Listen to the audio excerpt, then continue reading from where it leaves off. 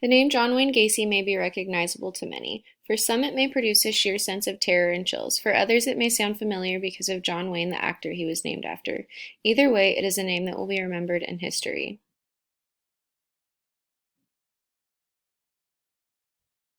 Some children sense the danger and terror that lurks beneath the costume. In the case of John Wayne Gacy, this could not be closer to the truth.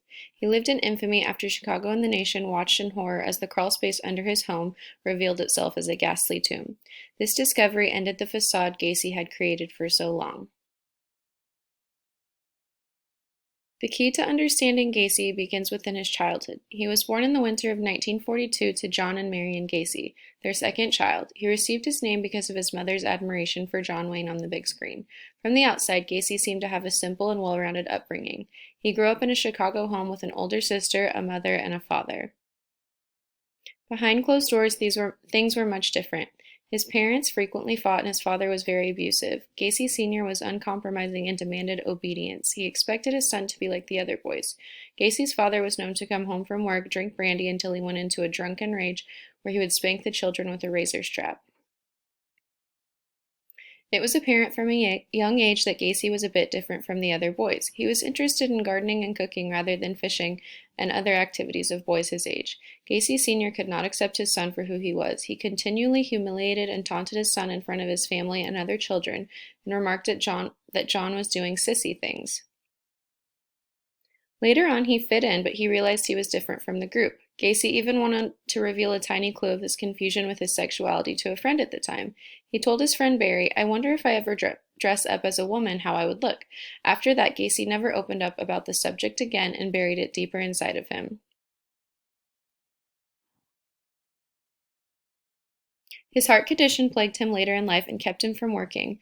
He had several fainting spells. He dropped out of school, and yet again his father was disappointed. At the age of 22, Gacy moved to Springfield, Illinois, where he started working as a shoe salesman. He longed for acceptance and finally found a way to get it there.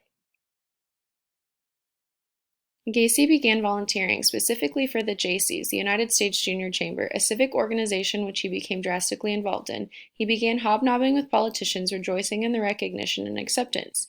In 1964, Gacy began a new chapter in his life when he married a shy bookkeeper, Marilyn Myers. Soon after, Gacy and his family moved to Iowa to run KFCs for his father-in-law. Gacy adored the power he had at his job and insisted everyone call him Colonel. He worked hard and looked for acceptance from everyone in his life. At this point in his life, the Jaycees appointed him chairman of their membership drive, and he and his wife began diving into a new world of sexual curiosity. They began hosting orgies and partook in activities with swingers. His criminal life finally began when he invited 15-year-old Donald Voorhees, a son of an Iowa state senator, over to his home one evening. Gacy proceeded to get Donald drunk, show him porn, and eventually engage in oral sex. The boy did not go to the police right away, but eventually Gacy was arrested and charged with sodomy. He insisted to be given a lie detector test, which he completely failed. Gacy was then convicted to a 10-year prison term, but was shortly released on parole by using his charm and good attitude to win over the entire prison system.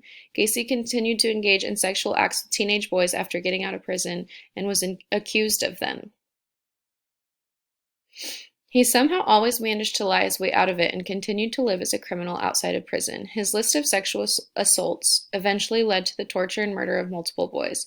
To cover up this life, Gacy eventually remarried and continued his life as a very involved neighbor and friend. When guests were invited over, they sometimes complained about strange smells. This would later be explained by what was discovered under the floorboards. In 1974, Gacy became an entrepreneur, starting a contracting business. Many of his employees were young teenage boys that eventually became his victims. He later admitted his desire for men to his wife.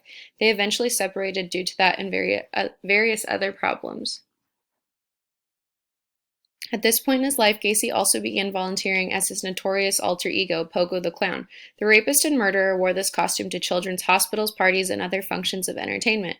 After living a life of crime for many years, Gacy was finally discovered in 1978. A young boy, Robert Peace, had turned up missing and was linked to Gacy. The police began a search of his house and uncovered the horrific acts that had been hidden underneath. In total, Gacy's known murders count to 33 young men, and the majority of them had been buried in the crawlspace under his own home. He was found guilty of all the murders and was eventually executed on May 10, 1994.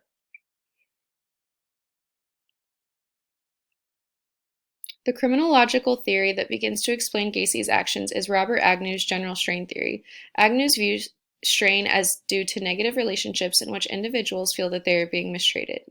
These relationships can be as simple as others holding us back from our goals, insults, or physical assault. Throughout Gacy's childhood, he was abused by his father, along with a variety of other traumatic events. Gacy Sr. humiliated his son, insulted him for being different, and never supported anything Gacy took an interest in. When these activities become routine in a person's life, they hold on to the strain and develop the anger that goes along with it.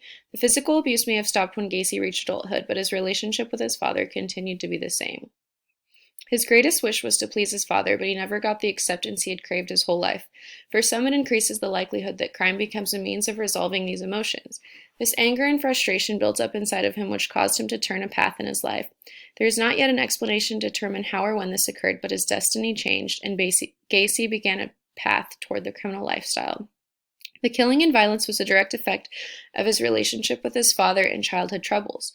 Hagen also goes on to describe another aspect of general strain theory that relates to Gacy. A psychological state of negative affect is critical and includes disappointment, frustration, and anger. Delinquency becomes a means to regain what one has lost or been prevented from obtaining. Gacy's crimes are most likely linked to his upbringing and strained relationship. The first few years of life for a child are crucial and thought to be the cause behind the creation of many serial killers. Now that Gacy is gone, we can only theorize the reasons.